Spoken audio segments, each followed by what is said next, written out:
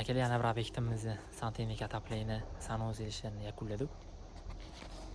Bu obyektimiz katta sifat qurilgan 2 etajdan iborat, 75 kvadrat.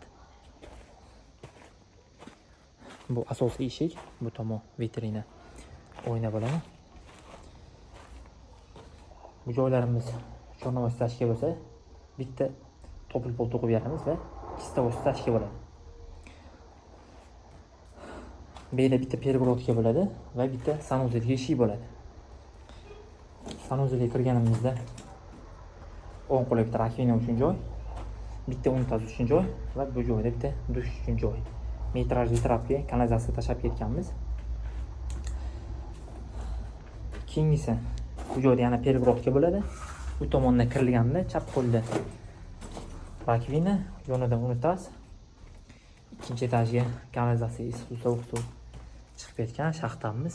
Kanalizatsiya shu ko'rinishda bo'lgan. Rossiyskiy Osendorf kanalizatsiyadan foydalanganmiz. Bu joyimizda dush bo'ladi. Dush ham joylarni bir marta qilib chiqarib qo'yganmiz va bu joyda metrajli trap bo'ladi, 1 metrlik. Uni ham joylarni aniq qilib chiqarib qo'yganmiz. Keyingisi mana koridorga topil pol kollektorni qo'yib berganmiz va bitta 80 tali ariston uchun joy chiqarib berganmiz. Ikkinchi etajda radiatorga podacha obratga turbalar chiqib ketdi. Hammasi ichki montaj bo'lgan. Ichkarida qolib ketadi. Bu joyimiz hayvon. Hayvon uchun topil pol qilib berganmiz. Chagini 15 qilib turib, pinoplexdan 5 sm tashlaganmiz va ikkinchi etajga chiqib ketish, ikkinchi etajning koridorini, tepla pateriyasini shu birinchi etajga qo'shib yuborganmiz. Shuning uchun bitta radiator va topil pol qilib berganmiz. Radiatorimizni ham profillarga qo'tirib berganmiz. Baquvvat zabardast turib. Tepalarni kesib turib, uzidan qapqoq qilib turib, oq kraska chiroyli qilib 2 marta 3 marta kraska urib qo'yiladi. Shuning bilan bir chiroyli, akkuratni turaveradi. Baquvvat. Keyingi xonamiz spalni uchun ham topil pol to'qib berganmiz. Taglarida 5 sm pinaplex, beton trashena bermaslik uchun denfina lentalarni to'qganmiz. Va derazaning tagida panelli radiatorimiz bo'ladi. Tevasiga bir uchg'ish g'ish uriladi.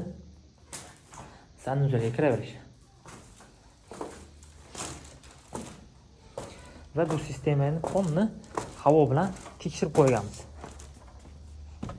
Bu joyda topil pol radiator podacha obrat turbalarini 5 pinoplexda torbicha korb qilib izolasiya bilan olib ketganmiz. Yuzli kanalizatsiyamiz ham yo'ndan ketgan.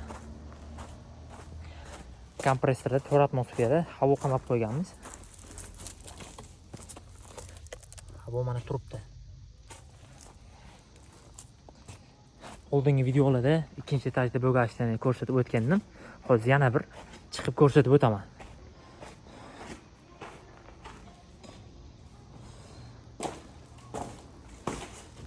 Ikkinchi etajda ikkita yosh bolalar uchun xonalar bo'ladi. Qiz bola va o'g'il bola uchun. Bu joyimizdan devor olinib, shu joy koridor bo'ladi. Bu birinchi xonamiz bo'ladi. Bunisi ikkinchi xonamiz bo'ladi. Birinchi xonamiz uchun bitta radiator qo'yib berganmiz. Ikkinchi xonamiz uchun ikkita radiator qo'yib berganmiz. Birinchisi bu romba tagida, ikkinchisi bu joyda. Podacha obratga. Xo'p, mana bu ustidan chistavoy stachka qo'ymayman degandilar. Shuning uchun devorni ichidan uyib montaj qilib berganmiz. Keyingisi mana yerda sanuzel bor. Sanuzelda ham pergorodkalar bo'ladi. Shu joyda eshik bo'ladi. Eshikdan kirilganda chap qo'lda qovurg'ali radiator uchun joy chiqarib berganmiz va rakvina uchun joy, bitta havo uchun ilili demxon chiqarib qo'yganmiz. Shu unitazni knopkasini bo'sirganda sifondagi, trapdagi suvlarni o'tib ketib qolmasligi uchun. Bu joyda bitta unitazimiz bo'ladi va bu joyda dush bo'ladi. Buni trapini qo'yiladi, kafel bo'sirayotganda. Bu o'rtadan bitta pergorodka bo'ladi. Ikkita xona addenni bo'ladi. O'g'il bola uchun, qiz bola uchun. Kimgadir shunaqa sifatli santexnika xizmatlariga kerak bo'lsa murojaat qilaverasizlar.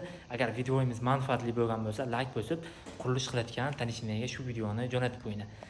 Qanaqangidir savollaringiz bo'lsa, kommentariyaga yozinglar, javob beramiz. Hammaga rahmat.